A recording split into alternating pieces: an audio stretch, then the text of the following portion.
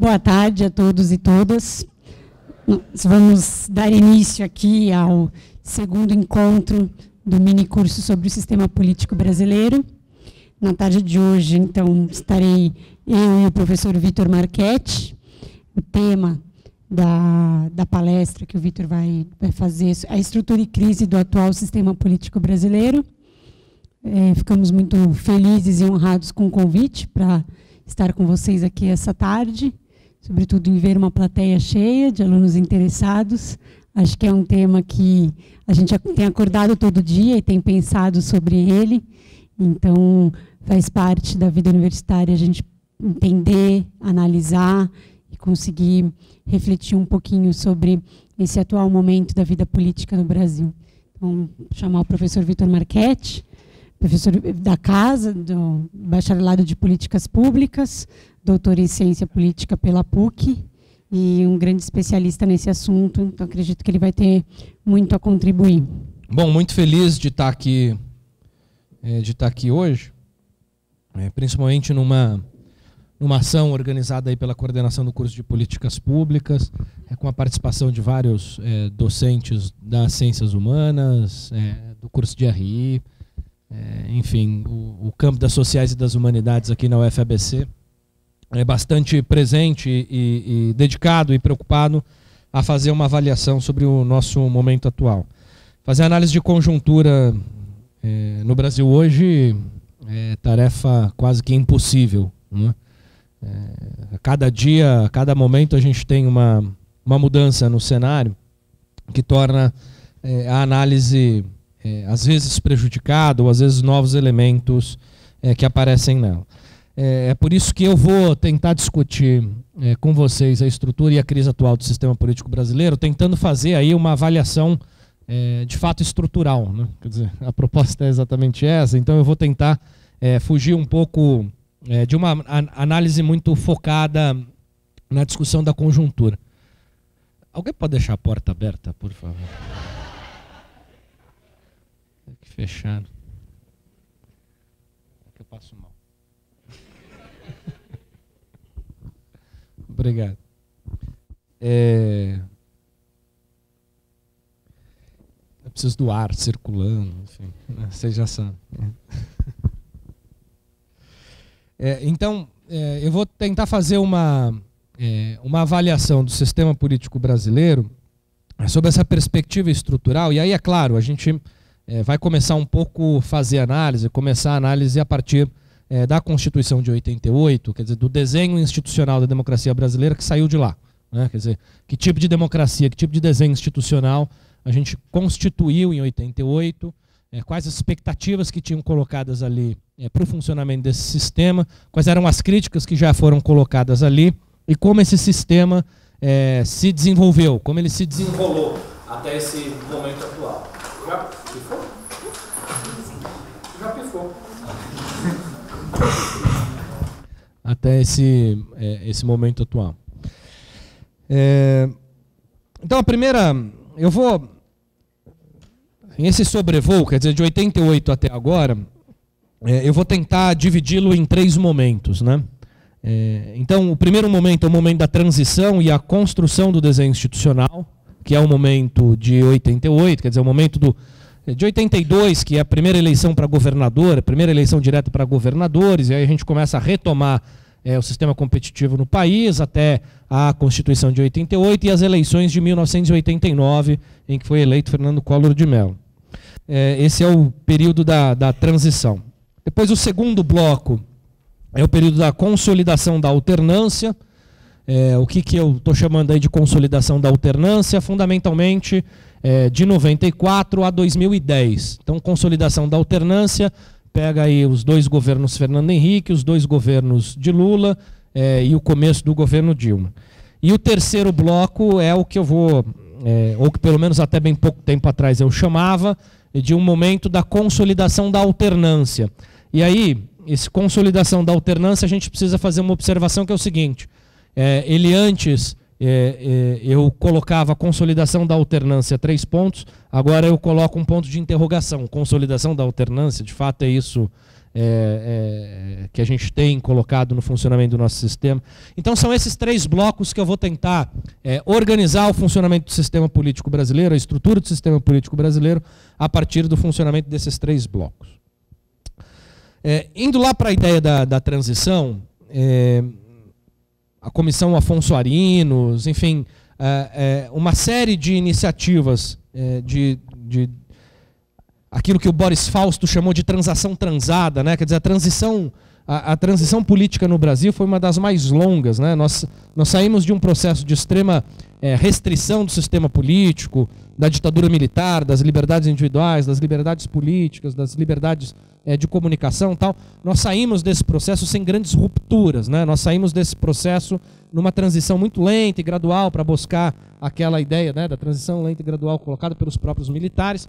Isso desembocou em descompressão lenta e gradual do sistema, até que a gente chega na eleição, a questão das diretas já, quer dizer, a não constituição das diretas já, né, quer dizer, a frustração de expectativas em relação às diretas já, tal.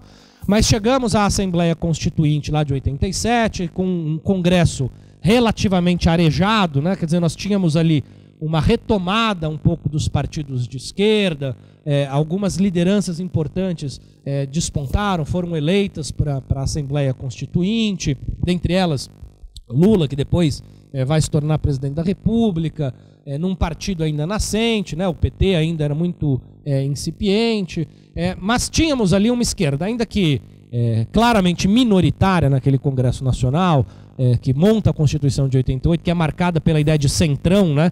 Quer dizer, naquele momento ainda quem mandava no Brasil, quem tinha poder era o PMDB, naquele momento, né? Isso mudou muito. Nós tínhamos o que foi chamado lá de centrão, que era um pouco esta presença forte do PMDB que lançava ali um debate de agendas de políticas públicas de modo muito pouco pragmático, né? Era uma lógica um pouco de desideologização do debate, de retirada de algumas questões que a esquerda colocava na agenda, enfim, mas tínhamos ali a necessidade de moderar o sistema, né? Quer dizer, nós tínhamos uma esquerda que tinha sido por longo período restringida a participar do debate público de modo mais incisivo. Quando você tira a restrição desse sistema, apareceu um grande movimento para moderar. Vamos moderar o sistema para a gente chegar a um possível acordo, e esse acordo era a Constituição de 1988. Aquilo que Ulisses Guimarães chamava de a grande Constituição cidadã, porque ela consolidava direitos sociais, ela consolidava direitos políticos no país, portanto dialogava com uma ampla agenda que também era uma agenda de esquerda e que conseguiu ser moderada por esse centrão. Bom, mas eu quero ficar um pouco na questão estrutural. O que era a questão estrutural? O país optou, por fim, por 3, vou colocar até 4 questões que vão determinar a dinâmica do funcionamento do nosso sistema, né, do ponto de vista das estruturas do processo político. Primeiro, a manutenção de um sistema proporcional de lista aberta. Né? Quer dizer, o que significava fazer eleições com sistema proporcional de lista aberta?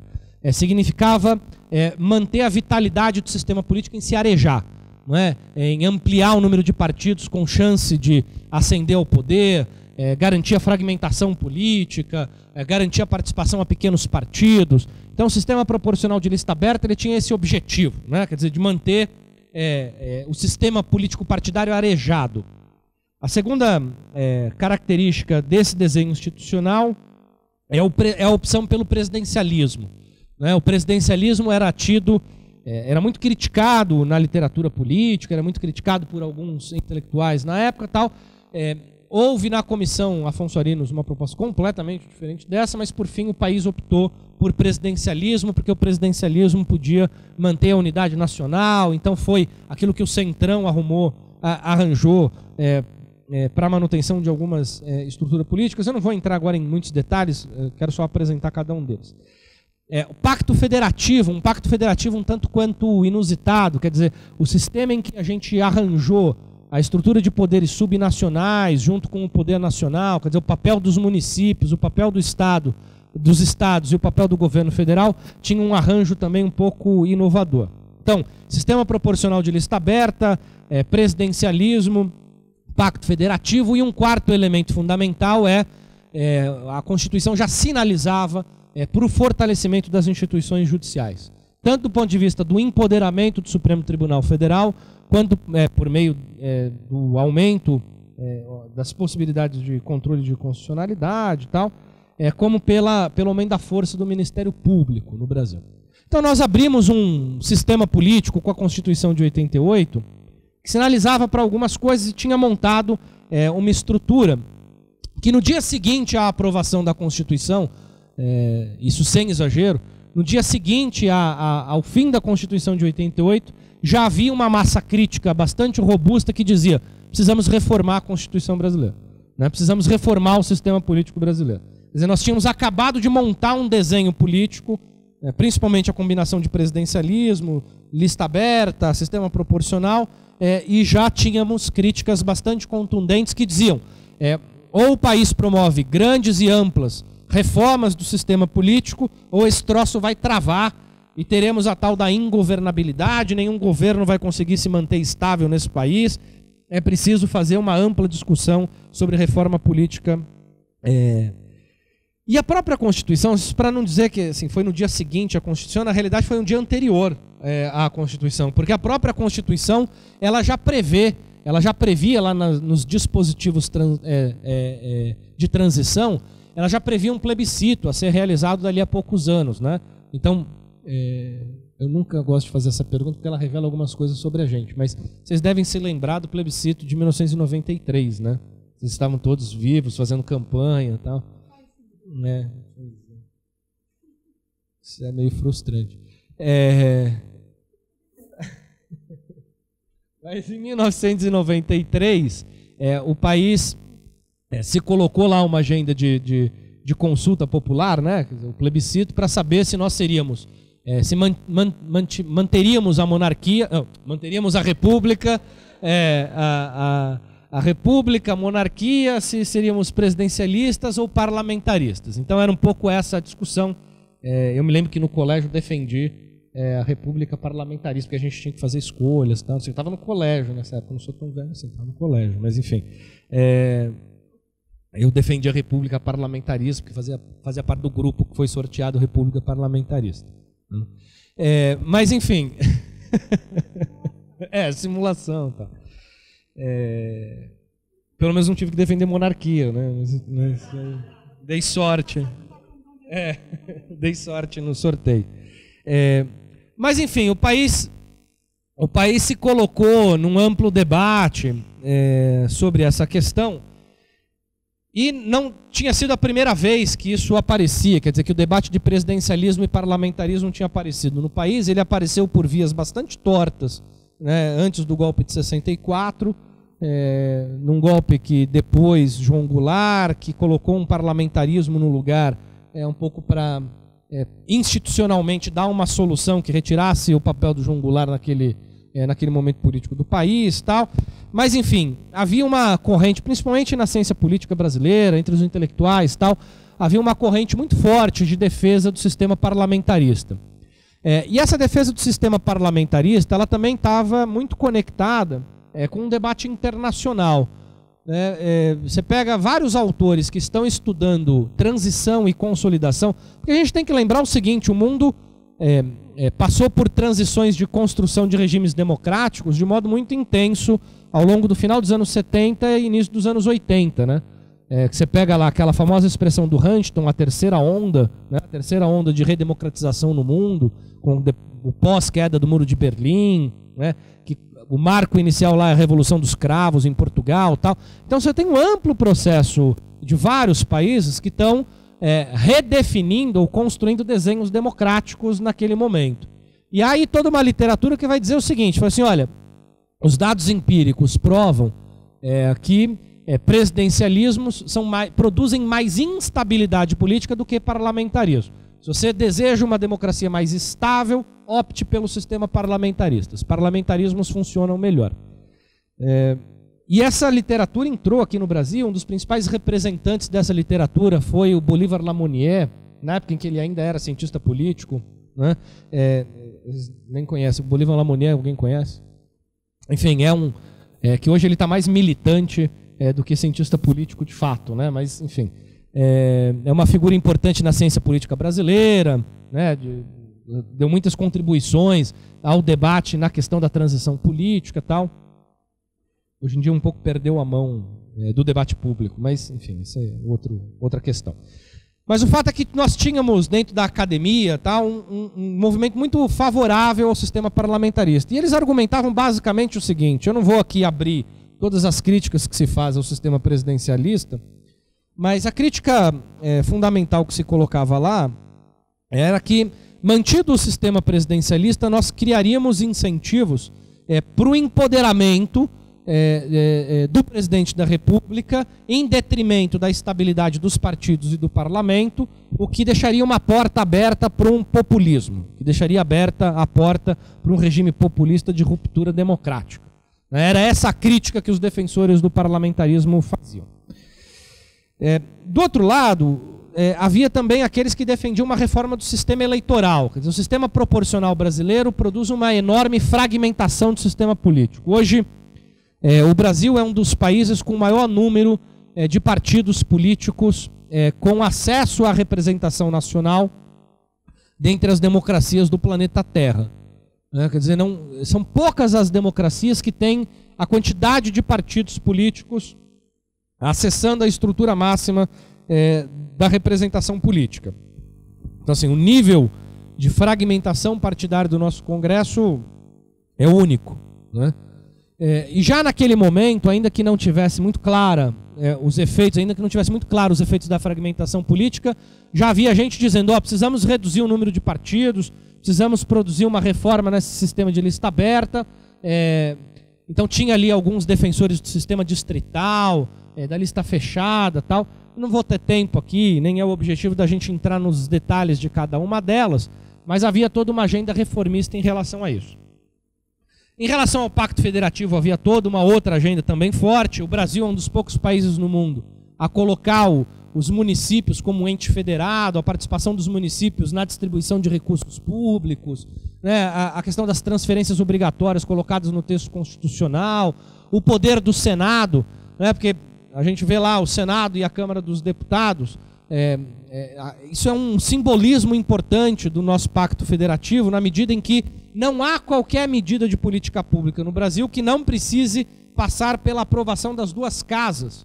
As duas casas são simétricas em todos os temas de políticas públicas. Você pega boa parte das democracias no mundo, quando há bicameralismo, a simetria não é sempre que vigora a simetria entre as duas casas. No nosso caso, a simetria é perfeita. Quer dizer, não há qualquer assunto que Senado e Câmara precisem ser consultados.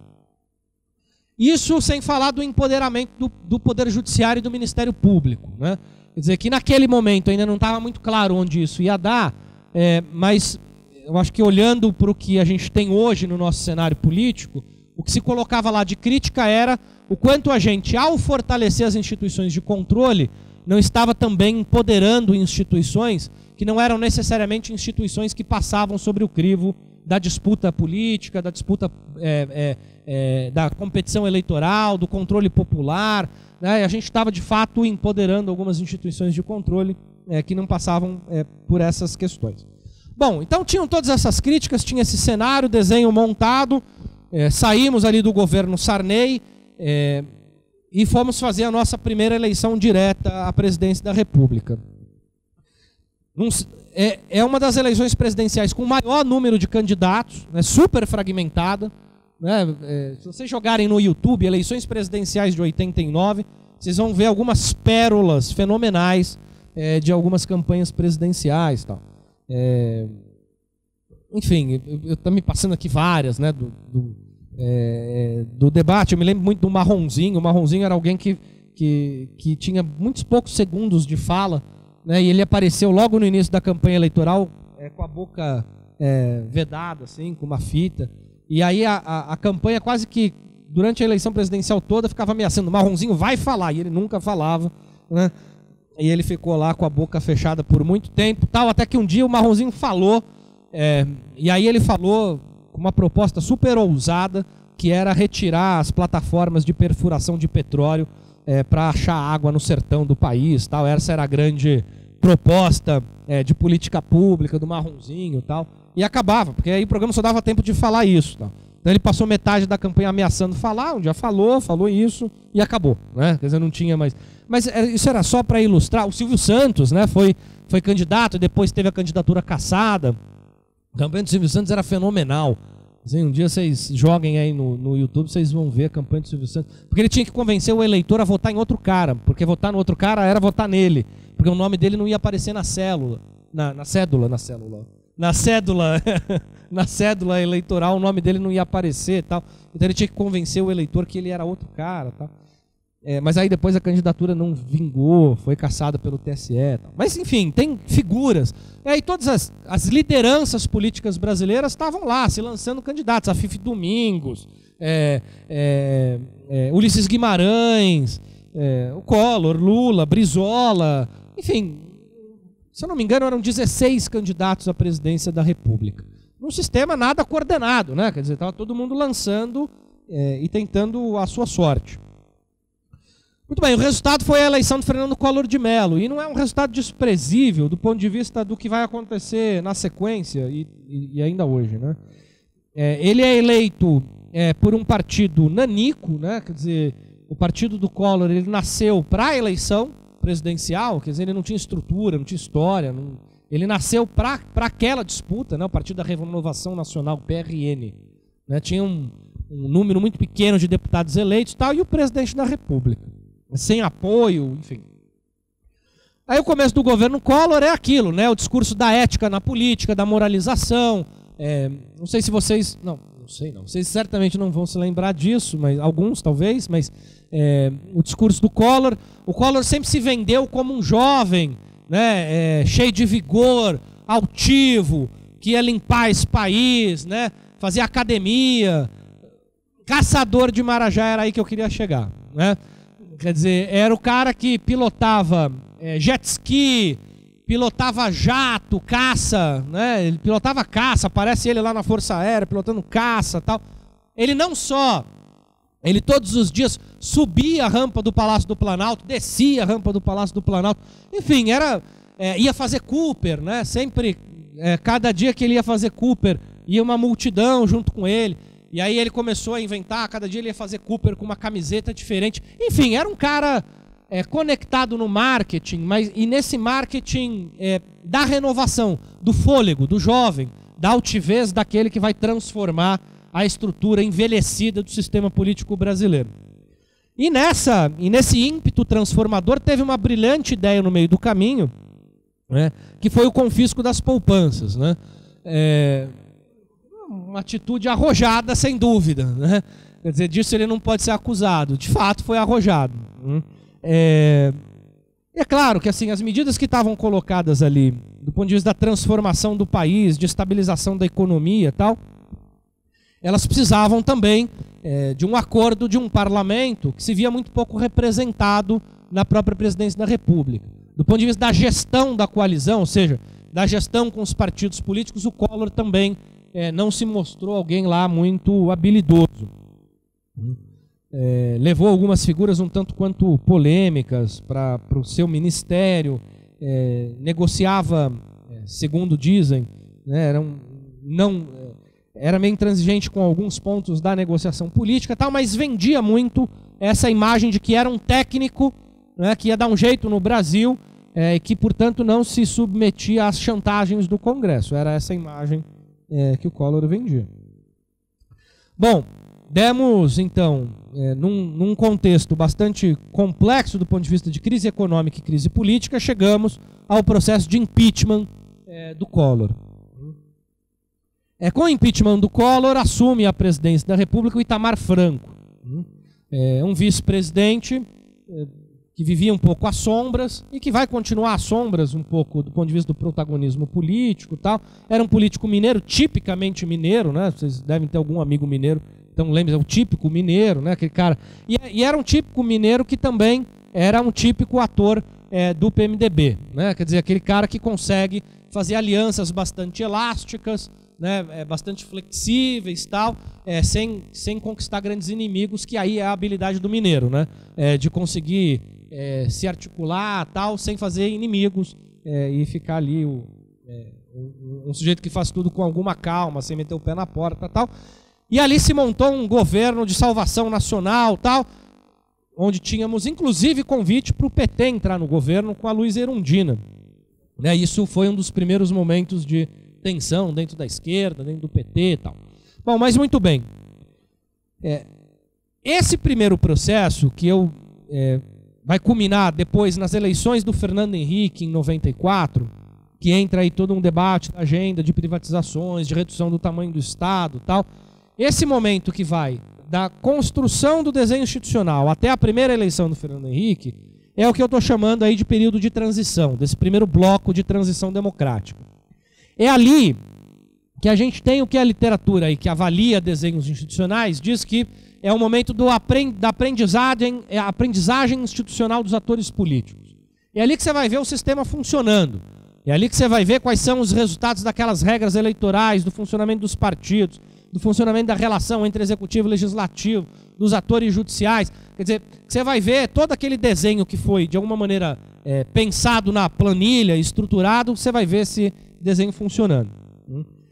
Então você tinha toda uma ideia de aprendizagem institucional democrática e que, por fim, não fizemos as reformas que eram apontadas pela literatura como as reformas necessárias, né? Precisaríamos fazer a reforma do sistema político, senão daria em água. Muito bem, em 94 é eleito Fernando Henrique, e nós temos, a partir de então, isso que eu estou chamando do segundo bloco, deixamos o bloco da transição e passamos a entrar no bloco da consolidação da alternância. Todo o momento do governo Fernando Henrique é o momento em que vencemos, num primeiro momento, a agenda de estabilidade econômica do país. E estabilizamos o funcionamento das instituições. Quer dizer, por mais que o debate sobre reforma política sempre estivesse em moda, né, a reforma política sempre está na agenda. Todo começo de ano, lá para janeiro, fevereiro, principalmente em ano eleitoral, quando governos tomam posse e tal, vem aí alguém dizer, fala assim, professor, o que você acha da reforma política? A reforma política sai ou não sai esse ano? Tal. Quer dizer, o tema da reforma política ele é constante no país. Mas o fato é que a partir de 94, você tem com aquele sistema desenhado em 88, sem as profundas reformas nessa base, nesse coração, você tem um governo que começa de fato a colocar uma agenda de políticas públicas em votação e aprovação no Congresso Nacional. O governo Fernando Henrique se reelege. Depois nós temos a eleição do Lula. O Lula eleito em 2002 é um marco importante para esse processo de consolidação da alternância, porque nós temos, de fato, um partido de oposição que nasceu na oposição, que se estruturou na oposição, assumindo o poder, e assumindo o poder sem rupturas institucionais, porque essa questão era relevante. Eu me lembro em 89, eu já tinha nascido, né? Eu me lembro em 89, o debate passava por questões que hoje bom, é que hoje tudo é possível, mas enfim, não vale mais dizer isso. Mas enfim, em 89 tinha gente lá comendo e falava assim, você vai ter que dividir sua propriedade, porque se o PT ganhar vai vir o comunismo no Brasil. Sabe aquela sua escova de dente? Então, você vai ter que dividir com alguém, né?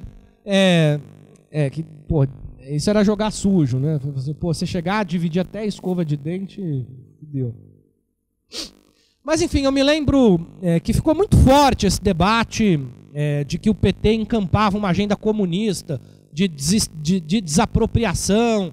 Então aquele cara que tinha um sítiozinho ali no interior de São Paulo, em Ibiúna, que mal cabia a casinha que ele tinha construído e tal, esse cara estava em polvorosa porque o governo vai acabar com a minha propriedade privada. Quer dizer, ele achava que era isso que ia acontecer, e esse debate acabou muito forte em 89. Em 2002, isso está completamente fora do debate, né? Ainda que, e hoje a gente, depois que a gente abriu os armários todos, a gente vê que ainda tem gente que acha que de fato o que a gente teve com a chegada do PT ao governo foi a implantação do comunismo, né? O que é isso, né? Quer dizer, o que é piada, né? Mas que em 89 de alguma maneira organizava o debate. A partir de 2002, a tal Carta aos Brasileiros do governo Lula, do candidato Lula naquele momento, sinalizava para o seguinte, falou assim, ó, temos um pacto de estabilidade com a economia, é o nosso pacto com a manutenção do tripé, né, o tripé que foi constituído aí para manter a política macroeconômica, e vamos inaugurar uma nova agenda. A agenda da manutenção do tripé econômico para garantir a estabilidade da moeda, baixa inflação, mas vamos avançar numa agenda de políticas sociais. E o início dessa...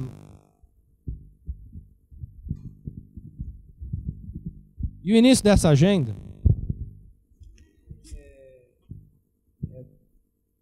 possibilitou, de fato, a consolidação democrática no país, né?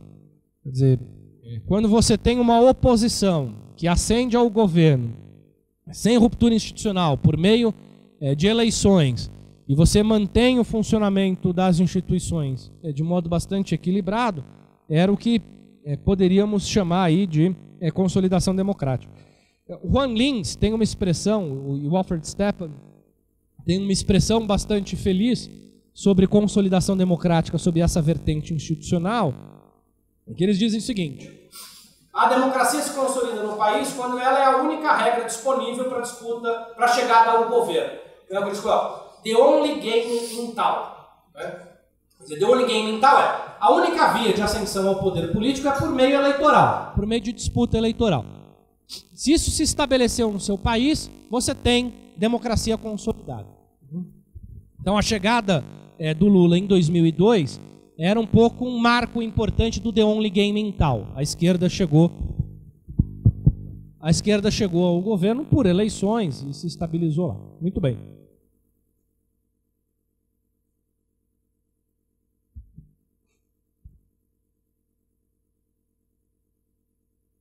Eu vou depois falar um pouco da importância dessa consolidação da alternância, desse segundo bloco, mas eu queria avançar sobre esse bloco que eu estou chamando de consolidação da competição, com um ponto de interrogação no final hoje que a gente coloca ou tira, a depender de como a gente analisar.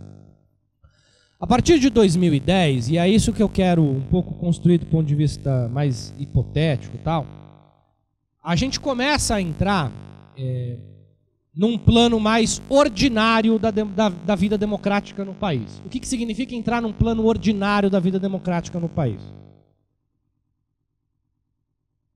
Nós começamos a experimentar no país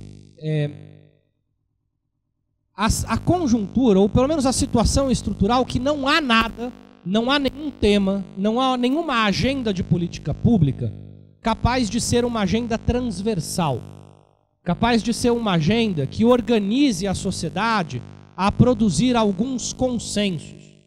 Estou trabalhando aqui com a hipótese de que em 2010 a gente entra num mundo em que as agendas estão em disputa e elas não são nada mais consensuais, mas elas estão na esteira da produção de dissensos. Até então, nós tínhamos duas grandes agendas, ou seja, no processo de consolidação política do país, de consolidação das instituições no país, a gente tinha duas agendas que produziam ou forjavam um consenso na nossa sociedade, que foram capazes de alguma forma, moderar os embates, moderar as disputas políticas. A primeira grande agenda era a agenda contra a inflação, era o combate à inflação. Quer dizer, combater a inflação estava na agenda de todo mundo. Quer dizer, é preciso combater a inflação porque ela corrói a renda, o país não se estabiliza, o investimento internacional... Enfim, havia ali um processo de construção de um consenso para se reduzir o processo inflacionário no país, uma agenda econômica consensual, que vinha, inclusive, no momento em que havia uma percepção de que era preciso reduzir o tamanho do Estado, né? E reduzir o tamanho do Estado significou para alguns também reduzir aquilo que até bem pouco tempo atrás significava um Estado autoritário. Então era um discurso que ele era mais transversal, porque ele conseguia penetrar alguns setores da sociedade, que não era um discurso muito só localizado num ponto ideológico, era um ponto que conseguia trazer adesão de vertentes um pouco mais plurais, ainda que ao longo do governo Fernando Henrique a esquerda tenha produzido resistências importantes ao processo de privatização, mas a discussão de que o Estado precisa reduzir o seu tamanho era um discurso que tinha transversalidade, ou seja, tinha penetração, tinha capilaridade. E depois disso a gente avança. Então, quando veio a estabilidade econômica, a estabilidade da moeda, a redução da inflação, nós temos uma segunda agenda que é também transversal e que é capaz de produzir algum consenso, que é a agenda de redução das desigualdades regionais e desigualdades econômicas, que é além da agenda que vem com Lula. Que o Lula, na leitura de conjuntura, eles capturaram, quer dizer, a Carta aos Brasileiros é uma captura dessa leitura. É uma captura da leitura de que é preciso dialogar com a estabilidade política como um avanço, da estabilidade econômica como um avanço, mas ingressar numa outra agenda que já começa a ser aceita por vários setores da sociedade brasileira. Então vemos aí o avanço de uma agenda de redução das desigualdades, com toda a agenda de política social do governo Lula. O fato é que chegamos em 2010 com essas duas agendas tendo avançado. Mas é claro que ainda o passivo histórico de desigualdade regional e de desigualdade de renda no país é gigante. Mas era impossível dizer que a gente não tinha avançado até 2010 nessa agenda. É claro que a manutenção da estabilidade econômica e a manutenção da moeda é algo que exigia a continuidade de certas políticas, mas também não era possível mais dizer que nós tínhamos um país instável, com hiperinflação, longe disso. Chegamos em 2010, portanto, numa possibilidade de entrar no mundo ordinário da política. O extraordinário já não se colocava, já não tinha uma grande agenda nacional e já não tinha, inclusive, lideranças políticas nacionais capazes de promover esse tipo de coesão, né? Quer dizer, a saída do Lula é a primeira eleição em 2010, desde a redemocratização, que o Lula não participa como candidato. E esse fato ele é muito relevante para a gente entender como se construiu tanto a esquerda, como se construiu a competição eleitoral no país, né? A presença dessa liderança que se torna uma liderança internacional do ponto de vista político, de reconhecimento dessa agenda que é chamada aí de terceira via, né? Que é a agenda de se fazer reformas sociais, mas sem produzir rupturas com uma determinada política macroeconômica. Tá? O Lula aparece aí como essa grande referência da terceira via. Isso não sou eu quem está dizendo, é o próprio Anthony Giddens, que é o cara que cravou essa percepção da terceira via. Tal. Mas em 2010, portanto, a gente entra no mundo ordinário da competição das agendas político-partidárias. E toda a literatura política que está analisando esse momento está dizendo o seguinte: olha, não há risco de ruptura institucional no Brasil, a democracia no Brasil está consolidada, as instituições estão funcionando bem.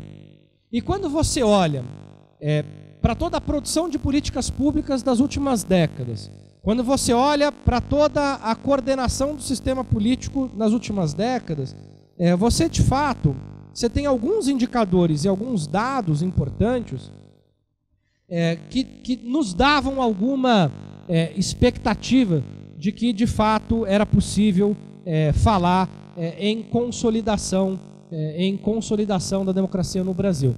Do ponto de vista da agenda decisória, morreu o assunto parlamentarismo, né? Você tem vários autores que trazem dados para dizer o seguinte: o presidencialismo no Brasil funciona com a mesma eficácia do ponto de vista decisório que qualquer parlamentarismo em qualquer lugar do planeta Terra. Não precisa abandonar o presidencialismo. Nosso presidencialismo já é bom o suficiente. Essa agenda que vai fazer esse debate é o que crava o termo presidencialismo de coalizão.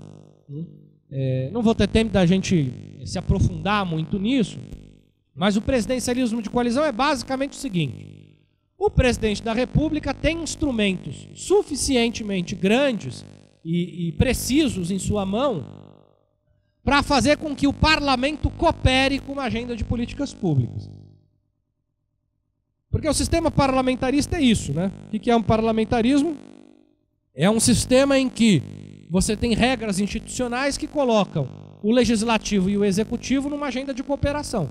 Eles representam uma agenda política, representam uma maioria política, então eles cooperam entre si para colocar essa agenda em andamento. O que muitos autores vão dizer é: o presidencialismo brasileiro tem cara de parlamentarismo, ou seja, há ferramentas suficientemente disponíveis para botar o executivo e o legislativo para cooperar e produzir decisões e fazer uma agenda de reformas, um processo decisório robusto. O Fernando Limonge e a Argelina Figueiredo, que viraram uma grande referência, apesar do termo presidencialismo de coalizão ter sido cravado pela primeira vez por um cientista político chamado Sérgio Abranches. Quem primeiro vai mostrar dados mais robustos do funcionamento do presidencialismo de coalizão e virar referência é o Fernando Limonge e a Argelina Figueiredo. O Fernando Limonge, inclusive, tem um texto muito interessante que ele vai dizer lá o seguinte: reformas políticas, as reformas desnecessárias. Ele põe entre parênteses o desnecessárias. Ele estava dialogando exatamente com isso. Ele está dizendo: ó, para de discutir reforma política no Brasil, porque no fundo a gente já tem um desenho que está funcionando bem. Não tem por que fazer reformas nesse sistema. Ele já tem condições de botar uma agenda de políticas públicas robusta. Então você pega toda a agenda de governo Fernando Henrique, era uma agenda de reformas bastante estruturantes no país. Toda a agenda de políticas públicas do governo Lula também dependeu de mudanças e de um apoio legislativo bastante consistente. Então, de fato, o parlamento estava lá, mobilizado para jogar a favor do executivo. Então eram as reformas desnecessárias, democracia consolidada. E nós entraríamos aí, em 2010, num teste de fogo do presidencialismo de coalizão.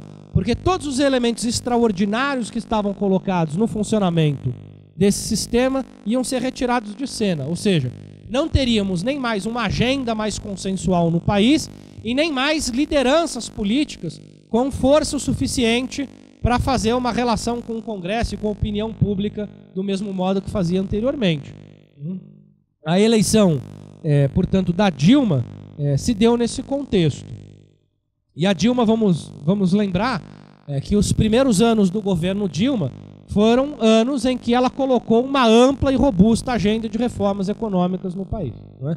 O Plano Brasil Maior era isso. Não é? O Plano Brasil Maior era um amplo conjunto de iniciativas, de decisões, de reformas do ponto de vista do funcionamento da economia do país, que dialogava muito com uma ideia de que o país estava vivendo um processo de desindustrialização nas últimas décadas e que era preciso retomar este processo de investimento no parque industrial, de desenvolvimento tecnológico e tal. E aí vem toda a lógica de redução dos custos da energia, redução de financiamento, taxa de juros, tal, que é o Plano Brasil Maior. É preciso lembrar também que nos primeiros anos do governo Dilma, ela chegou a índices de aprovação maiores, inclusive, do que o do Lula, né? Porque ela trouxe para dentro do governo um setor que o Lula nunca conseguiu trazer, uma parcela da classe média que via na Dilma uma possível técnica, né? E que agradava mais a essa parcela da classe média, que viu ali, portanto, uma chance de ver uma agenda de transformação no país, tal. E ela logo de cara colocou um monte de gente para fora dos ministérios. Não sei se vocês se lembram, mas logo no começo do governo aparecia denúncia, no outro dia o cara já estava fora do governo. Então ela dialogava com essa agenda também moralizante, né? Moralizadora da política. Tal. Bom, se eu estou dizendo que estava funcionando bem, quer dizer, um outro dado de que estava funcionando relativamente bem é que já havia alguns autores dizendo: esse negócio de muitos partidos aí não se preocupa com isso não, porque isso tem alguma coordenação nesse sistema, não é uma geleia geral. Por exemplo, eleição presidencial, desde 94, e a gente já estava em 2010, PT e PSDB recebem, em média, 84% dos votos em primeiro turno. Porra, PT e PSDB receberem mais de 80% dos votos no primeiro turno já mostra que os eleitores, apesar da quantidade gigante de partidos que nós tínhamos no país, os eleitores já estavam produzindo algum tipo de coordenação no sistema. Outro dado interessante é que em 74% das maiores cidades no Brasil, só 7 partidos venciam eleições. Então, apesar do enorme número de partidos no Congresso, da fragmentação e tal, você tinha um sistema eleitoral que relativamente se coordenava. Então a gente estava, segundo a leitura de alguns analistas do funcionamento do sistema partidário no Brasil, com 7 partidos consolidados, que eram PMDB, PT, PSDB, DEM, PSB, PP e PDT, com pouquíssimas oscilações. Mas esses eram os partidos que ganhavam eleições na maior parte dos municípios, na maior parte das disputas municipais no país. Então o sistema estava funcionando. Estava funcionando tanto do ponto de vista da competição eleitoral, da coordenação, quanto do ponto de vista da aprovação da agenda. Ele estava funcionando tão bem, mas como que a gente chegou a esse momento? E aí que eu começo a tentar a dialogar com questões que são um pouco mais difíceis de serem assertivas, porque, enfim, a gente está vivendo o calor do momento.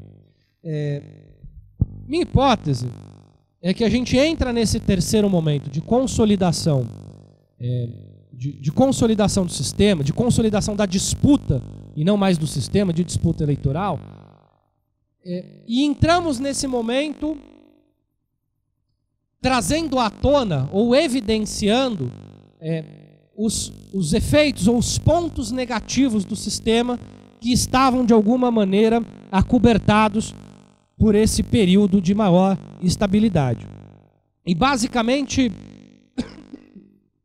quais são esses pontos negativos de funcionamento do sistema que estavam sob controle nessas décadas de presidencialismo de coalizão estável? Principalmente aquilo que a literatura já começava a apontar lá atrás, que a gente começa a discutir, e eu juro para vocês que eu não fiz minha fala de hoje combinado com a Polícia Federal, né? Mas começa um debate importante sobre o custo de funcionamento do presidencialismo de coalizão. É que a operação da Polícia Federal hoje chama-se Custo Brasil, né? Não tem nada a ver. O que eu estou colocando é o seguinte: a literatura já começa a apontar o seguinte: o sistema funciona, legal, tem uma agenda de políticas públicas que funciona, bacana. O parlamento coopera com o executivo, bacana. Já tem uma coordenação entre partidos políticos, bacana. Mas a que custo? A que custo isso está funcionando? O custo do presidencialismo de coalizão é muito alto. E é um custo que a gente pode mensurar, tanto do ponto de vista de financiamento de campanhas. Se a gente pegar as maiores crises que nós tivemos nos últimos anos, elas passam pela questão do financiamento de campanha, né? Porque a gente chegou a custos de campanha que foram gigantes, enormes, e os partidos às vezes trocavam o financiamento das suas campanhas por apoio futuro no parlamento das medidas do executivo. Quer dizer, então o custo de funcionamento desse sistema, o mensalão é o primeiro ponto de surgimento desse debate mais robusto. Quer dizer, tinha uma evidência muito clara dos custos do presidencialismo de coalizão.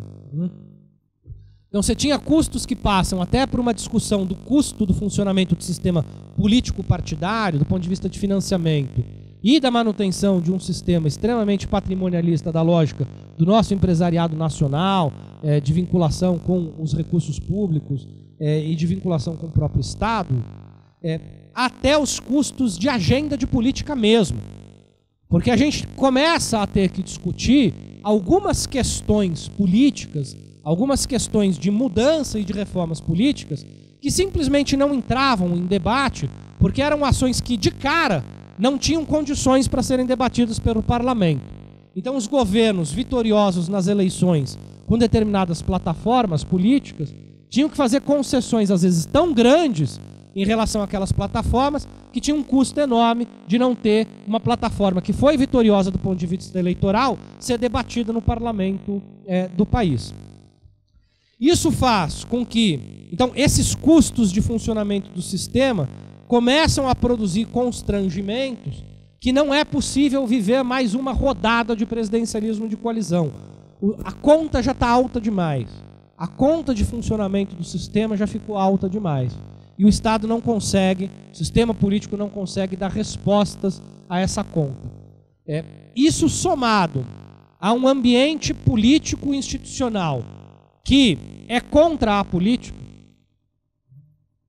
nós temos o surgimento de um estrangulamento, de um estresse promovido na estabilidade institucional. O que eu estou dizendo quando eu digo um sistema contra a própria política?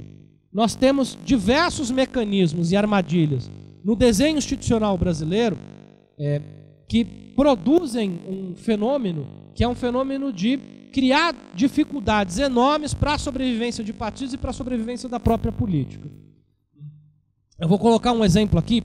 A cláusula de desempenho, a gente começou a discutir cláusula de desempenho em 95. O que era a cláusula de desempenho? A cláusula de desempenho ia, de alguma maneira, garantir que os partidos políticos que tinham mais desempenho, melhor desempenho nacional e federal, iam garantir acesso à estrutura do governo federal, iam garantir acesso à estrutura da Câmara Federal, da representação nacional. Nós começamos essa discussão em 95, e a regra só ia entrar em vigência em 2006, ou seja, o próprio parlamento colocou uma regra de transição para isso entrar em funcionamento devagar, para que os partidos menores se adaptassem, houvesse fusões e tal, para organizar o sistema. Em 2006, quando a cláusula de fato ia entrar em vigor, e adivinhe, naquele ano de 2006, nas eleições, adivinhe quais foram os partidos que conseguiram atingir a cláusula de desempenho. Os 7 partidos que eu acabei de dizer, que o eleitor já votava com mais frequência nas eleições municipais. Ou seja, aquilo que a norma colocava como uma cláusula a exigir desempenho dos partidos, já era de alguma maneira refletida no próprio comportamento do eleitor. Isto significa que não teríamos mais espaço para o surgimento de novos partidos? Não! Isto significa que nós teríamos uma dificuldade maior para o acesso ao ponto máximo, à estrutura máxima decisória do país. Me parece que é razoável que um partido político precise de maior robustez para acessar a estrutura máxima decisória do país. Bom, mas o fato é que em 2006, o Supremo Tribunal Federal olha para a cláusula de barreira e diz que ela é inconstitucional. E ele diz que ela é inconstitucional simplesmente porque ele está julgando a cláusula de desempenho olhando para o mensalão. Ele está dizendo, a cláusula de desempenho favorece os grandes partidos. Isso o Supremo Tribunal Federal não pode deixar. Os grandes partidos não podem se favorecer. Os grandes partidos precisam ainda serem provocados e oxigenados e criticados pelos pequenos partidos. Então, cai cláusula de barreira. O sistema político brasileiro de eleições de lista aberta é o que tem o maior número de renovação de nomes no Congresso Nacional. Os custos de campanha não são apenas os custos de bancar o marqueteiro, né, que são muito altos, e a gente tem visto aí o debate que de fato são assustadores os números para bancar marqueteiros. Mas os custos da campanha eleitoral também passam pelos custos de sobrevivência daquele que foi eleito. Aquele que foi eleito por uma única vez, ele tem dificuldades gigantescas de sobreviver no funcionamento desse sistema. Mais de uma média de 40% do Congresso Nacional é renovada a cada eleição. Veja, eu não estou dizendo que o Congresso brasileiro é um Congresso em que não há espaço para a tradição imperar, não é nada disso. Quer dizer, claro, a gente vê algumas famílias mantêm-se no poder com alguma frequência e constância desde a ditadura militar. Mas o fato é que hoje a gente tem 40% em média do Congresso Nacional não conseguindo se reeleger. O que lança no sistema neófitos, o que lança no sistema sujeitos que estão pouco treinados à prática dos partidos, à prática do Congresso, o que cria custos enormes de funcionamento do sistema. A gente trabalha com uma lógica contrária à lógica de fortalecimento dos partidos. Nós temos um sistema político que é contra o partido político. É essa a ideia. E um sistema que chegou em 2010, fazendo disputa eleitoral no mundo ordinário, com altíssimo custo de fortalecimento dos partidos, começa a viver um momento em que, do ponto de vista social, a gente atingiu uma agenda que a tal da discussão da nova classe média ou classe C, enfim, não vou entrar nesse debate se é nova classe média ou não, tal, mas o fato é que a gente consegue atingir um momento de ganhos materiais para uma determinada parcela da população que não tinha esses ganhos materiais e que, portanto, está trabalhando num nível de exigência e satisfação, do ponto de vista pessoal, familiar, que já foi atendido e que, portanto, suas expectativas estão colocadas num outro ponto, nós chegamos a uma situação em que nós temos uma população que demanda ainda mais políticas públicas. Uma população que demanda ainda mais políticas públicas num cenário em que temos um altíssimo custo de funcionamento do sistema público. Os patamares de satisfação do eleitor, do cidadão médio, são móveis. Então, se eu hoje estou satisfeito com um determinado conjunto de políticas públicas, ao ter atendido essa satisfação, no momento seguinte, eu passo a ter outras demandas. Eu não vou ficar satisfeito o resto da minha vida. Se atendeu minha demanda, beleza. Agora, o resto da vida, passo a votar em você. Estou satisfeito e não vou ter novas demandas para o resto da minha vida. Os patamares de satisfação são móveis. Então, nós chegamos, a partir de 2010, com a combinação desses dois sistemas. Um funcionamento travado de sistema político, com altos custos, com uma sociedade que já teve os seus patamares de satisfação que se moveram e que, portanto, começa a exigir mais. E não é à toa que as manifestações juninas, que estão completando hoje 3 anos, né? Estão completando nesse mês 3 anos, eu tenho a sensação de que faz uns 10 anos, né? Que a gente começou esse negócio, mas faz só 3 anos, é tanta coisa que aconteceu nesse momento, que, enfim. Mas não é à toa que as manifestações juninas de 2013 são marcadas por 2 episódios que, para mim, retratam muito o que foram essas manifestações. Primeiro, acabou já. Primeiro, acabou já. Primeiro, elas começam lá com a questão do custo do transporte, né? Quer dizer, vejam que a negociação foi com o Estado de São Paulo e com a Prefeitura de São Paulo no momento em que o país estava lá colocando políticas anticíclicas para enfrentar a crise mundial, tal, de segurar a inflação. O reajuste das tarifas sempre era feito no começo do ano. Uma negociação do governo federal com a Prefeitura de São Paulo, com o governo do Estado de São Paulo, diz: segura aí o reajuste que é feito em janeiro, vamos fazer esse reajuste mais para o fim do ano, mais para o meio do ano, porque aí o impacto na inflação desse ano vai ser menor. E aí tanto o governo do Estado de São Paulo como a Prefeitura de São Paulo toparam a empreitada e fizeram um reajuste em junho.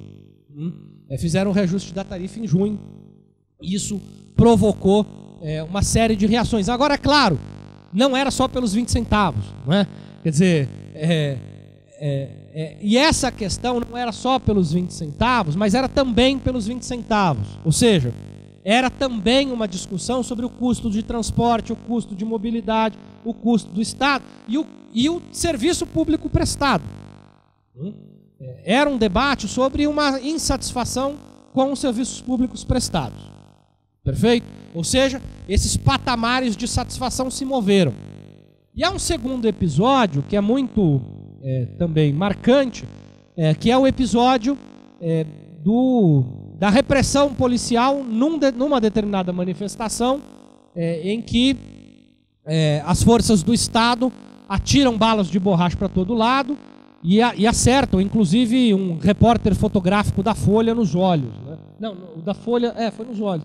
Foram 2 repórteres fotográficos que foram afetados nos olhos, inclusive um deles perdeu a visão dos olhos, até hoje era um repórter... As pessoas sempre se lembram mais da repórter fotográfica da Folha, e esse era um repórter fotográfico mais freelancer, independente e tal. As pessoas se esquecem muito dele. Mas é um cara que ficou cego, né? Ele perdeu a visão de um olho naquelas manifestações. Naquele dia, nós tivemos um marco, uma virada importante do perfil da manifestação. Ali muita gente saiu às ruas, e eu me lembro de uma cena, que tudo aquilo era muito novo, né? Quer dizer, eu apesar de ser novo, mas eu me lembro, eu tô em choque. Eu fui jogar bola 2 semanas atrás e me contundi de um jeito que eu nunca imaginei. E aí é quando você sente de fato que a idade chegou, quando ela se reflete fisicamente, né? Eu tinha a cabeça ainda de 15 anos jogando futebol e um corpo que não se movimentou com os 15 anos de idade. E chiou, né? Dizendo, ó, você está perto dos 40, né? Tipo, se liga aí. Né? O fato é que daqui a pouco teremos alunos nascidos no século XXI, isso é inadmissível, né? Isso é inadmissível. Isso é inadmissível. Eu acho que a gente tem que botar uma cláusula de barreira no Enem, né? Tipo, se ninguém entra. Mas enfim. O fato é que a gente já tinha, eu pelo menos apesar da pouca idade, já tinha visto e participado de algumas manifestações políticas, públicas, partidárias, não partidárias, mas enfim. E quando eu começo a assistir as manifestações juninas, tem um determinado momento que elas ficaram com um cara de procissão e não de manifestação. Você olhava para as pessoas na rua e começava... Eu me lembro muito nitidamente de uma noite em que eu tinha dado aula, palestra num curso e tal, inclusive era no centro da cidade, que rolou bomba de gás e tal, e eu cheguei em casa e eu tinha alguns parentes, eu tinha alguns conhecidos, parente pode ser conhecido, né? Que tinham ido às manifestações. Era a primeira vez que eles estavam indo às ruas. Eles nunca tinham, não eram treinados nessa lógica de fazer disputa política. Não era da prática, não era da lógica de vida. E saíram às ruas, ficaram muito chocados com a violência policial do dia anterior. E a reação era quase o seguinte, falou assim, a gente já não tem serviços públicos adequados, tinha uma agenda super justa, e ainda temos uma polícia, um Estado, que não vai permitir as manifestações acontecendo dessa forma, vamos todo mundo para a rua. E saiu todo mundo às ruas. E aí saiu todo mundo às ruas e foi aquela geleia geral, porque tinha de tudo, eram todas as bandeiras, tudo ao mesmo tempo agora, para lembrar um refrão do Titãs, que vocês também não devem conhecer. Era tudo ao mesmo tempo agora, nas ruas, e ele me liga, ele me manda uma mensagem perto das 10h30 da noite, dizendo o seguinte, fala assim, eu estou caminhando, já cheguei na Berrini, só que eu não faço a menor ideia de onde a gente está indo, para onde o movimento está indo. Eu falei, mas qual o movimento? Porque tem uns 4 andando pela cidade. E era um dia, e eu me lembro de cenas do helicóptero, que tinham 4 blocos andando pela cidade em procissão. Porque assim, não tinha bandeira política nenhuma, não tinha bandeira partidária nenhuma. Era vamos tomar o espaço público, vamos ocupar o espaço público e vamos andar pela rua. Tem os efeitos positivos interessantes disso, mas o que me preocupa é o que resta disso e o que ficou disso, que aí é um forte sentimento, e esse forte sentimento a gente carrega hoje ele ainda muito vivo no debate, que é um sentimento que foi ali simbolizado pelo 100 partidos. Né? Isso ecoou ao longo desses movimentos, vários partidos políticos entraram em determinados momentos para fazer eco e foram rechaçados rapidamente. Né? Foram rechaçados rapidamente e sobrou a lógica do 100 partido, 100 partido, 100 partido, e a rejeição à própria lógica da política me parece que começou a vigorar no debate público. Essa negação da política combinado com um sistema que já tinha dado sinais de falência, né, já tinha dado sinais de dificuldade de funcionamento, acho que nos jogam no momento atual num cenário de... a bolinha... Desculpa, eu já estou terminando. Nos jogam num cenário atual, e eu pelo menos, pode não parecer, mas estou extremamente pessimista com o que vem pela frente, porque eu acho que a combinação dessas duas coisas dificilmente nos coloca num caminho fácil de reconstrução do funcionamento das nossas instituições e do funcionamento do nosso sistema político. Então nós temos um desenho institucional com alto custo de funcionamento e uma sociedade que se convenceu de que precisa atuar contra a própria política. E sobrou um discurso, que aí é um discurso meio vazio, mas é um discurso que tem esse potencial de ser agenda transversal, que é o discurso da moralização da política. Só que o significado da moralização da política é um significado muito difícil de ser capturado, né?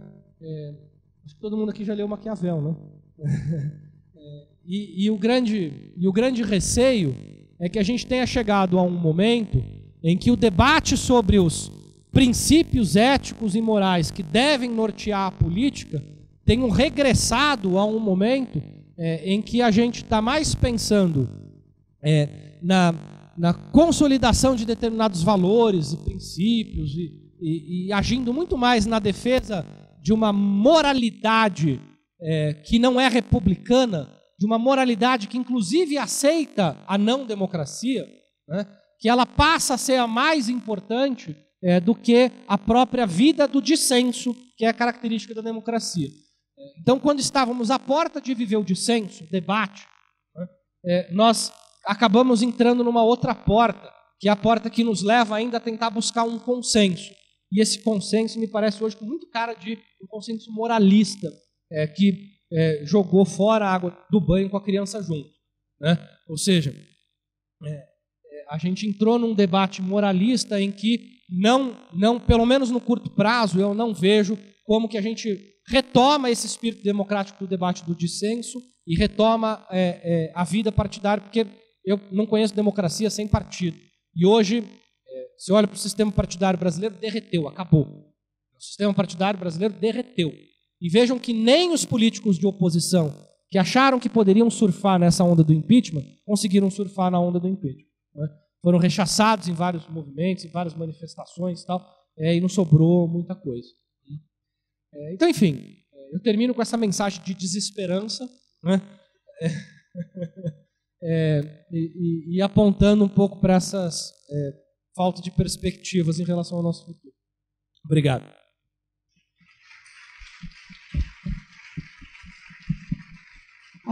Bom, fiquei com a tarefa de fazer alguns comentários ou, aqui trazer um certo debate diante da fala do professor Vitor, e aí, como ele terminou com o pessimismo, eu queria começar com o otimismo. Algumas coisas, né? Eu acho que o otimismo vai no seguinte sentido: para falar do atual sistema político, eu acho que ele tem origem, né? Ali no final da ditadura militar, e com um processo de lutas sociais muito forte, que é o processo que tem início com as greves aqui do ABC e que se espraia até culminar na direta já de 84. Já em 78, nas próprias greves, aparece o tema das diretas já, ou da necessidade da Constituinte, que vai ser a Constituinte de 88. Então, são 10 anos de um processo. Debater processo político, debater transição democrática, né, na sociedade, para que ela chegue àquele ponto, é um processo, de fato, longo, né? A gente é premido sempre pelo tempo, pela expectativa do amanhã, mas o amanhã, numa história política, é um amanhã de médio e longo prazo, mesmo, de certa forma, né? E ali, a Constituinte, ela tem, de fato, do ponto de vista político, ela sempre deixou essa questão em aberto, né? A questão da política foi a questão mais tensa e, por outro lado, as questões sociais conseguiram um grande avanço. Então, isso também é um medo, que parte dos setores progressistas sempre teve medo de avançar no debate político, né? De fazer a reforma do sistema político, porque ele poderia alterar as cláusulas sociais. Mas qual é o problema? Não há avanço das pautas sociais, e sobretudo daquelas mais profundas, como as reformas estruturais necessárias, se não houver reforma política, né? Então, acho que é nesse sentido que eu gostaria de falar. E eu acho que temos 2 grandes problemas que se colocam hoje, então, já passados, né, esses 27, 28 anos de Constituinte de 88. Elas vão demonstrando o seu esgotamento, os seus limites.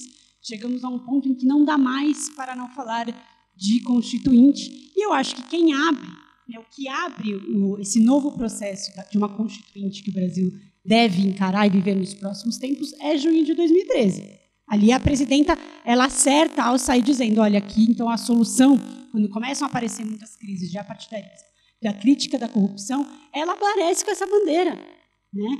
E essa bandeira, claro, ela vai ter um curto fôlego do ponto de vista dela, depois do ponto de vista da presidenta, depois ela retoma isso nas eleições de 2014, mas por quê? Porque houve um movimento social, né, liderando a campanha da Constituinte, porque há hoje, né, um consenso em parte da esquerda, de uma esquerda ampla, democrática, nem estou falando só de uma esquerda partidária, de movimentos sociais, né, organizados, mas em que se percebe isso. A pauta dos próximos momentos, né, passado o impeachment, passada essa crise maior que estamos vivendo, aquilo que vai poder unificar os setores progressistas e democráticos no Brasil será a luta por uma Constituinte. E o que eu acho que ela mostrou de esgotamento, além dos limites que impõe? Então, ao próprio sistema político, a fidelização não partidária, porque também isso é uma questão, né? A questão da apolítica e do apartidarismo é uma questão mundial também, né? É uma questão dos nossos tempos, é uma questão de que o próprio neoliberalismo coloca isso. Para ele exigir um Estado mínimo, ele coloca a lógica da individualidade, né? Do individualismo, ele coloca a lógica, né, de que estaria superada essas antigas formas de organização, como o partido, como movimentos sociais, né, como sindicatos e tudo mais. Então, estamos falando de um enfrentamento que é bastante profundo. E eu acho que há duas coisas que foram muito bem, né, colocadas ali nesse sistema representativo brasileiro que mostram o esgotamento, ou seja, que não refletem mais a realidade brasileira. É a subrepresentatividade de alguns setores. Bom, quantas mulheres estão no parlamento brasileiro? São 9%. 9% do parlamento brasileiro são mulheres. Quantos negros? Quantos índios? Então, uma subrepresentatividade e... A gente tem um Congresso Nacional com menos mulheres, inclusive, do que congressos nacionais de países tidos como pouco... dispostos a garantir liberdades para as mulheres. Por exemplo, a Arábia Saudita. A gente tem menos mulheres no parlamento brasileiro do que o parlamento da Arábia Saudita. Tem uma outra questão, que é a falta de laicidade do Estado, né, e do Congresso Nacional. Então, como se colocam os evangélicos? Haja vista a votação do dia 17 de abril, né? Quantos agradeciam a Deus ou não a Deus, ao pastor da igreja e tudo mais. Então, ou seja, esquecendo qual é a própria função da política, né? Então, acho que há um movimento, né, de uma certa entrada de igrejas evangélicas e da própria Igreja Católica na política, que ele é prejudicial e que ele não reflete a sociedade brasileira como um todo. Ele não expressa todas as contradições ali. Eles encontraram um locus da manutenção de um status quo, da retomada de um conservadorismo muito grande. Então, temos um duplo enfrentamento a essas questões. O avanço da democracia, ele é o avanço também dessas pautas, né? Desses direitos, que seriam os direitos já de quarta geração. E a sociedade, a juventude brasileira quer isso. A geração de vocês, mais ainda do que a minha e do Vitor, ela expressa isso, né? É por isso que contra o golpe estão mobilizadas as mulheres. Por isso que um ato de estupro violento, como vimos, vira um ato também contra o golpe. Porque é isso que a sociedade está clamando. E aí eu acho que o que está para discutir isso, que é importante, né, a gente pensar, é também o que a gente fala quando pensa em democracia. O que democracia lutar? Se vamos lutar por um novo sistema político, o que queremos dele? Né? E aí, do ponto de vista acadêmico, vocês devem já ter lido alguns textos, né? Há conceitos bastante restritos, como o Schumpeter, que vai falar, não, competição eleitoral. Ou o próprio Robert Down, competição, né, participação, né, e oposição, como é que você vai garantir a chamada poliarquia, ou seja, que aceitam uma concepção restrita de democracia. E é essa que nós temos nos filiado. Ela não expressa, ela não reflete as demandas sociais. As sociedades, para que elas tenham também esse controle da própria política, para que elas se interessem, para que elas lembrem de quem elas votaram na última eleição, para que elas saibam o que está acontecendo, elas precisam de uma democracia com maior vigor, com maior, de fato, institucionalidade, ou seja, de uma democracia que aponte para uma democracia participativa, que tenha mais referendos, que tenha mais plebiscitos. E aí eu chamaria a atenção para uma coisa, né? O Huntington fala, né, da terceira onda democrática nos anos 80, ela vai demonstrar os seus limites, e na América do Sul nós tivemos experiências muito importantes, que a gente poderia colocar aí numa quarta onda democrática, que foi essa que tentou avançar e problematizar essa democracia restritiva, que foram as constituintes na Venezuela, na Bolívia e no Equador, né? Então, os países que agora tiveram governos progressistas nesse século XXI e que conseguiram colocar questões muito importantes. Bom, na Venezuela, em plebiscito e referendo, né, regularmente, se coloca a população a questionar. Então, que tipo de processo você colocou, né? E na Bolívia, colocou-se a questão da plurinacionalidade. Vamos discutir, né, o que é democracia se todos os grupos sociais, se todas as nacionalidades não estão representadas. Então, eu acredito nesse processo de uma constituinte a médio e longo prazo no Brasil como uma saída política, porque é ela que é politizadora, porque é ela que vai poder envolver a sociedade nessa percepção da política. Ela vai poder demonstrar qual é a outra saída que a gente pode ter, se não for essa saída. Pensar mais a longo prazo. A saída imediata agora de resolver um volta Dilma é uma saída momentânea, mas a saída da expectativa de construir um projeto, de pensar na real democracia, naquilo que possa resolver os problemas da desigualdade no país, que possa resolver a crença na política e a política como centro, né, da resolução dos conflitos, e ela existindo como uma real democracia, só vai poder existir se existir, de fato, né, uma reforma política. E uma reforma política que seja, sobretudo, exclusiva no sentido de quem vai elaborar ela. Teremos que começar do processo de quem vai elaborar, votar os delegados. A Constituinte de 88, ela foi feita pelos próprios deputados eleitos anteriormente, no antigo regime. Então, como poderia ela alterar a ordem vigente? Então, acreditar na política como algo, de fato, de transformação, como um processo. E aí, o que tem que se recuperar para isso? Bom, para isso, né, vai ser preciso falar sobre política, vai ser preciso fazer trabalhos de base, a esquerda recuperar essa capacidade, né, e trazer a população, de fato, para a política, com uma crença da única saída. Porque a outra saída é, de fato, né, esperar o fascismo nos derrotar, os neoliberais vencerem. Só que isso não vai ficar parado. A classe trabalhadora não vai aceitar simplesmente essa derrota e ficar em casa desempregado e sem recursos e sendo reprimido, né? A luta de classes vai colocar essa questão em xeque. Então, acho que colocaria um pouco nesse sentido a expectativa, né? Esse que eu estou chamando aqui de um otimismo, e convidar vocês para se inscreverem aí para o debate.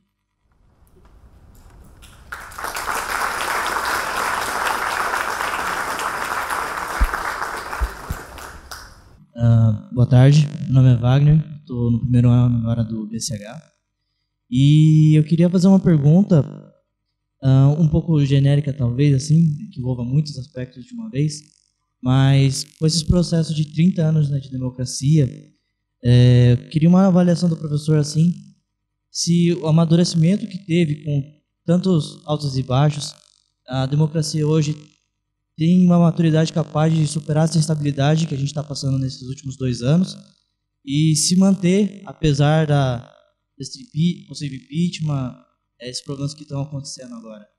E uma outra dúvida é se hoje, depois de tanta crise, é possível ver uma possível agenda que consiga trazer o apoio da maioria para mudanças, talvez reforma política, que nem falaram. Boa tarde, meu nome é Luiz, e a minha dúvida seria relativo a uma visão mais sistêmica da coisa. Se essa crise do sistema político institucional não seria algo exclusivo do Brasil, porque esse questionamento parece mundial, ante o que está acontecendo na França, no México, todo o sucesso da campanha do Sanders dos Estados Unidos. Isso não reflete também não vou dizer uma crise, mas um questionamento que vai um pouco além do que está acontecendo só no Brasil, se esse sistema político já não está institucional, atual, já não está chegando num ponto de gargalo, talvez, ou próximo dele. Boa tarde, eu sou a Laura, sou aluna aqui da UFABC há um tempinho, formei em economia, estou fazendo políticas públicas agora e... Obrigada. E assim, a minha dúvida não é nenhuma dúvida, eu queria mais que você fizesse um comentário, porque assim, estando nessas duas áreas, eu vejo comentários diversos sobre essa crise, né? Por um lado, eu vejo que muita gente fala quando mexe no bolso das pessoas, assim, a crise econômica seria o principal motivo. E aí, por um lado, eu vejo outra situação que é muito mais relacionada à política em si, como ela sempre foi feita, não só no Brasil, mas na América Latina, em que o poder executivo tem poderes exacerbados, né, por um lado, de poder legislar, de poder mexer no orçamento, e, por outro lado, a gente não ter um Congresso bem qualificado para tomar as decisões que teriam que ser tomadas para que o executivo executasse. Então, assim, eu vejo que tem uma confusão muito grande entre os papéis de cada ator dentro da política. Então, os poderes, eles se misturam muito, principalmente o legislativo e o executivo. Então, eu não sei se esse seria um dos motivos principais dessa crise da nossa democracia, não só no Brasil, mas nos outros países da América Latina também, ou se o problema desse esgotamento da política econômica que vem sendo feita desde o início, principalmente do governo Lula, se esse esgotamento e a crise econômica causada relativamente por ele também é a principal causa da crise política.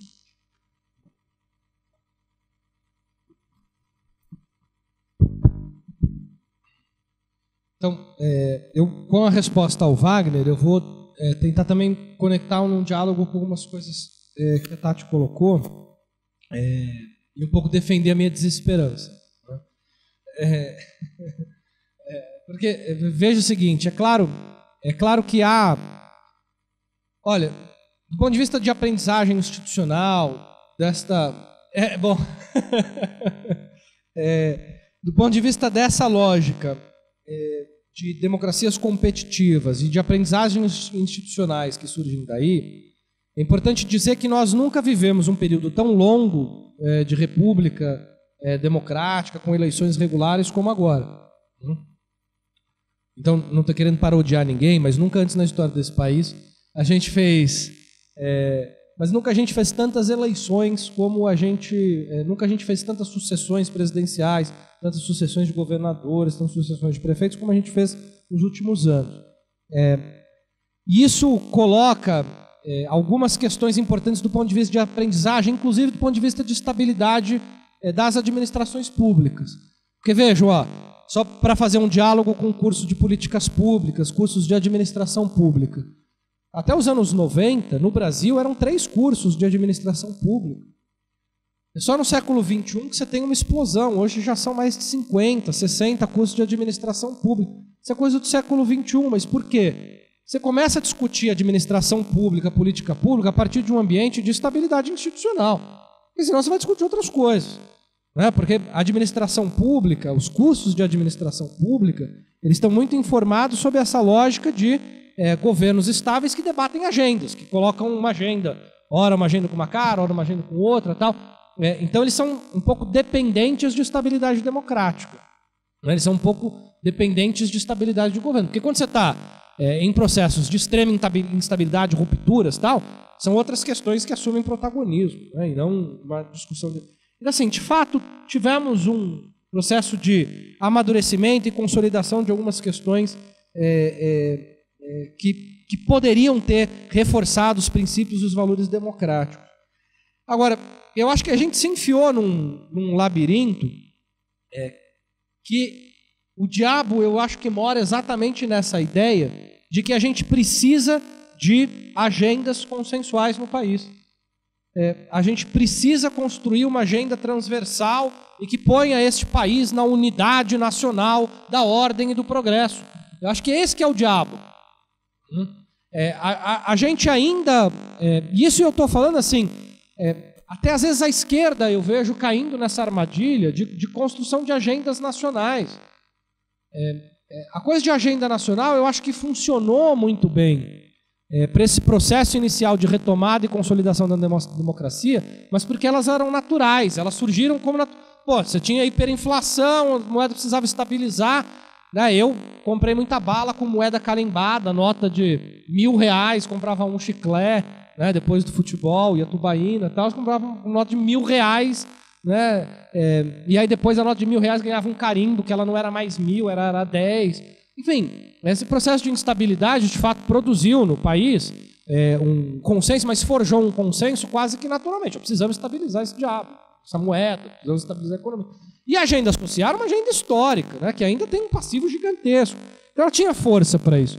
O meu medo agora, o meu temor e o motivo da minha desesperança é que, por muitas vezes, eu acho que a gente continua entrando no resgate da construção de uma agenda nacional. E eu acho que hoje o que tem mais fôlego para construir uma agenda nacional é algo que me amedronta. O que tem mais fôlego para funcionar como uma agenda nacional é algo que me amedronta, que é uma agenda moralizadora. É uma agenda da moralidade na política. Uma agenda da moralidade na política, ela não aparece simplesmente com a defesa da preservação do espírito republicano e tal. É terra arrasada. Eu acho que é uma lógica de contra a própria política. Eu acho que o terreno dessa agenda moralizadora, ela pode ser uma base de sustentação para um processo de ruptura, inclusive que aceita rupturas democráticas, porque naquele momento a sociedade exige um tipo de intervenção que ela precisa ser tutelada para estar preparada a viver a democracia no momento seguinte. Essa história a gente já viu. Essa história a gente já viu. O golpe de 64, é só vocês lerem. Assim, é uma obrigação, antes de dormir hoje, ler o ato institucional número 1, né, que é o ato institucional do dia do golpe. Leiam o ato institucional número 1. Antes de dormir. O ato institucional dialogava isso, assim, era criar as bases para a democracia no país. Era o golpe militar, estava lá criar as bases para a democracia no país. No sentido de forjar um consenso nacional, né, de criar uma estrutura em que podemos progredir com ordem. Estava lá, né, a moralização da política, né, esse debate estava lá.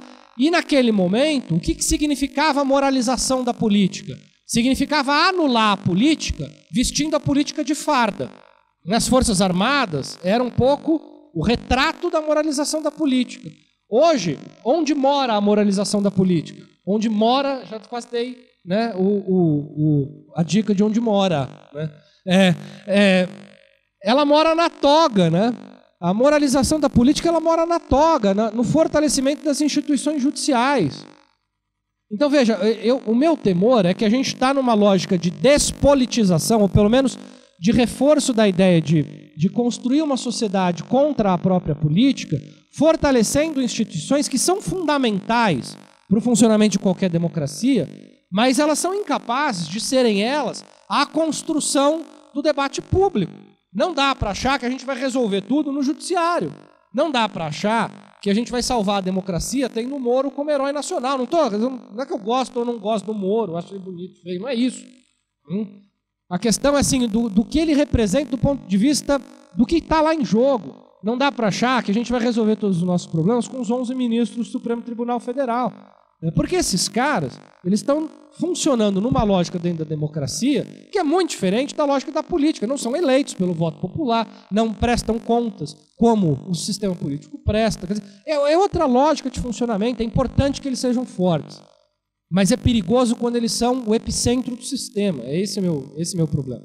Então, quando eu vejo uma agenda que seja transversal, tal, eu olho para essa agenda. E aí eu sou muito pessimista com a capacidade que o debate sobre a chamada de discutir uma revisão da nossa Constituição e uma Assembleia Constituinte que seja progressista, que nesse caldeirão, né, nesse caldeirão em que as instituições contra a política estão conseguindo arrastar o coração e mente de muita gente, né, que um momento como esse seja capaz de produzir uma Assembleia Constituinte que dialogue com uma agenda mais progressista e que, no fundo, a gente dialogue mais com o passado do que com o futuro. É por isso que eu sou pessimista. O Luiz está dizendo, coloca lá a questão dos movimentos mundiais, eu não tenho dúvida, eu acho que essas coisas estão conectadas. É claro que assim, a gente pode tropeçar aí muito fácil a uma teoria da conspiração, mas, gente, assim, ó, não sejamos ingênuos também, não é trazer a coisa que o Cibá Machado trouxe, assim, está acontecendo uma intervenção da CIA no Brasil, não é isso, mas é impossível desconectar o que está acontecendo no Brasil com um movimento internacional de desconstrangimento de algumas barreiras para o avanço de algumas corporações internacionais em ambientes onde elas tinham algumas dificuldades. Eu vou pegar só, por exemplo, esse processo de moralização da FIFA. Esse processo de moralização da FIFA é uma típica agenda da Guerra Fria. É Estados Unidos versus Rússia de novo. Os Estados Unidos resolveram entrar nesse mercado. E eles querem faturar nesse mercado. Só que para entrar nesse mercado, você precisa desobstruir o sistema dos atores que hoje já comandam e dão as cartas no sistema. E como que você faz isso? Com uma agenda de combate à corrupção. Põe os caras na cadeia e vamos assumir esse sistema. Quer dizer, eu não estou dizendo, que bom, temos uma agenda de combate à corrupção. Ok, mas o que eu estou colocando é só o perigo da gente ficar apenas com o discurso da moralização dos processos, da moralização da política, como se ele fosse isento, como se ele fosse desqualificado de interesses políticos. Não vamos ser ingênuos que dentro desse debate sobre a Petrobras e o quanto a Petrobras financia a campanha e quanto há de desvio de dinheiro nas ações da Petrobras, não há o interesse também de atuar nesse setor de empresas que não estão atuando hoje, de desobstruir o sistema. Não é uma questão de teoria da conspiração, é uma questão de não ser ingênuo, de achar que a política se movimenta de modo asséptico. Porque o meu medo da discussão da ética na política e da moralização da política é uma certa asepsia. Vem indivíduos que só pensam no bem, são do bem, são homens de bem, e que vão produzir, então, um movimento de desobstrução do sistema para termos um país lindo, maravilhoso, sem interesses político-partidários por trás. Tudo tem interesse político-partidário, gente. Tudo, desculpa, mas tudo tem. Então eu acho que sim, está conectado com uma série de movimentos de desobstrução de alguns sistemas e alguns países com interesses corporativos. Hoje você pega das 20 maiores economias do mundo, pelo menos metade dessas 20 maiores economias do mundo não são países, são corporações. Tá certo? Então, assim, são players globais e que fazem a disputa política. Então é só isso. É só a gente botar esse dado na frente e tentar montar o tabuleiro do War, considerando a penetração desses interesses. E por fim, a Laura, discutir crise política e crise econômica, aí o dilema de Tostines, quer dizer, o que vem primeiro, o que produz um, o que produz outro, tal.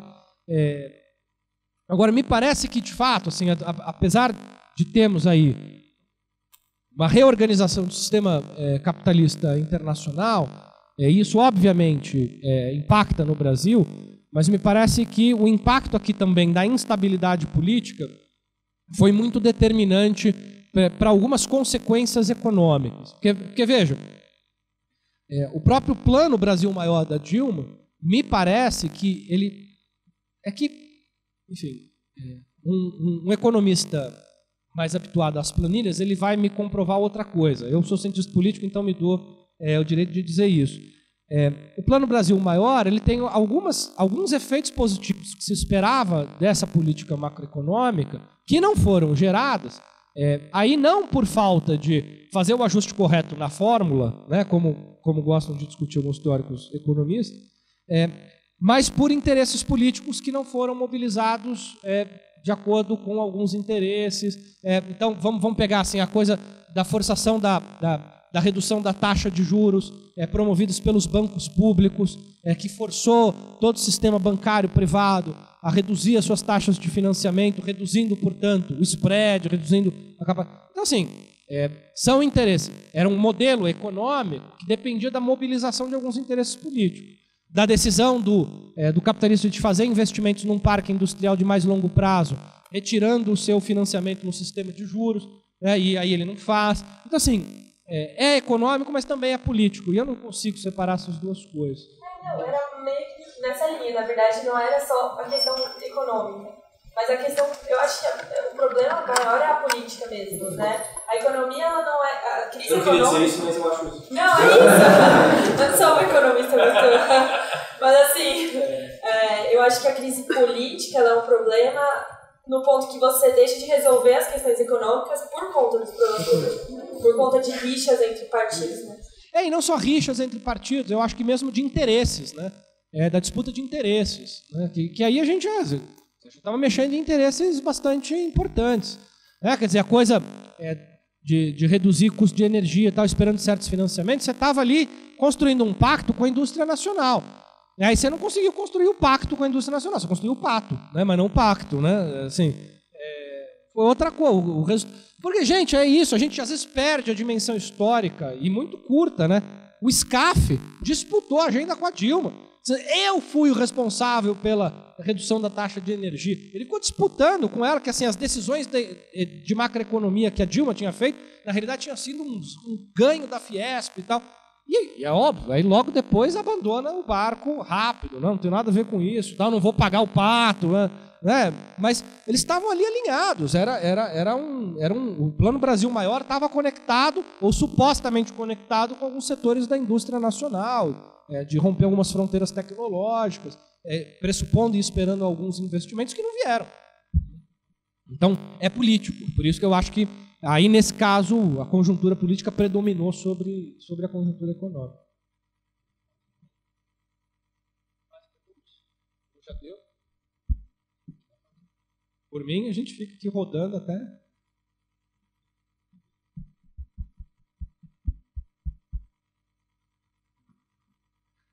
Tinha um professor que dizia o seguinte: quando a gente não tem perguntas, ou é porque a gente entendeu absolutamente tudo, ou porque a gente entendeu absolutamente nada, né?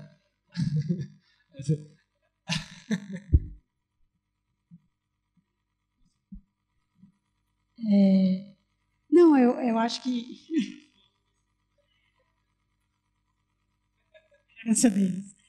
Não, duas coisas. Eu acho que há um certo movimento nacional mundial de questionamento, sim, ao sistema político.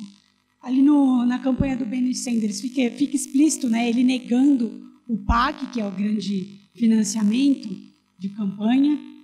Acho que o Podemos, também na Espanha, também tem batido bastante na questão do sistema político, de como criticar o sistema político. Então, eu acho que as coisas têm se combinado, né, a crise do neoliberalismo mundialmente com discutir a política, discutir essas questões. E aí, só para falar sobre a questão Tostines, também, que é uma pergunta muito boa, eu acho que eu compartilho um pouco das análises do próprio André Singer e muitos outros, de que o que começa é uma crise política e ela leva à crise econômica, no sentido, inclusive, de que o empresariado, temendo duas coisas, né? A burguesia brasileira ela sempre teve medo de duas coisas. Ela pode apostar num governo desenvolvimentista, né? Desenvolvimentista como foi nos governos do PT, mas ela vai temer o estatismo, ou seja, né? Empresas fortes, estatais fortes, que ameaçam a iniciativa privada, ameaçam a sua condição, e as políticas de distribuição de renda. Ela vai até o ponto que o PIB está indo ok, está tendo crescimento, ela fala, tudo bem, então, porque, por outro lado, eu estou ganhando proteção, estou ganhando investimento, financiamento. E quando chega em 2012, que a coisa começa a apertar, há uma sabotagem do investimento. Então, parte do empresariado ali da Fiesp resolve não investir mais, e aí a crise vai se avolumar. Então, você tem ali, é uma crise política, não do que a gente está falando aqui como um sistema político partidário, mas da política econômica adotada. É o limite dela, né, desse ponto de vista. Então, acho que... E aí, só para dialogar um pouquinho com o Vitor, eu concordo que não há como construir consensos nacionais. A ideia da Constituinte, acho que não seria essa. Exatamente por isso, porque eu acho que não dá mais para acreditar que a gente vai formar uma grande frente e chama a Fiesp, chama os sindicatos, os movimentos sociais e teria como esse consenso. Eu acho que o consenso nacional expresso numa Constituinte tem que ser um consenso nacional de setores progressistas de esquerda e, assim, encarando isso como um processo. Só tendo este processo constituindo, só abre uma Assembleia Constituinte se tiver forças progressistas o suficiente, porque para a situação, de fato, eles têm apontado, mas é balela, é blefe, que eles querem fazer uma reforma política real, né? Então, eu acho que aí é que só a correlação de forças vai permitir, né? Então, por isso, olhar isso como um processo, e que eu acho que esse ano é loucura de falar dele, não é o momento, né? Mas ter isso como um horizonte, eu acho que é muito importante. Exatamente, para ter alguma esperança, né? Acho que é isso. Alguém mais quer fazer uma pergunta? Então, encerramos por aqui, agradecemos todo mundo. Obrigado.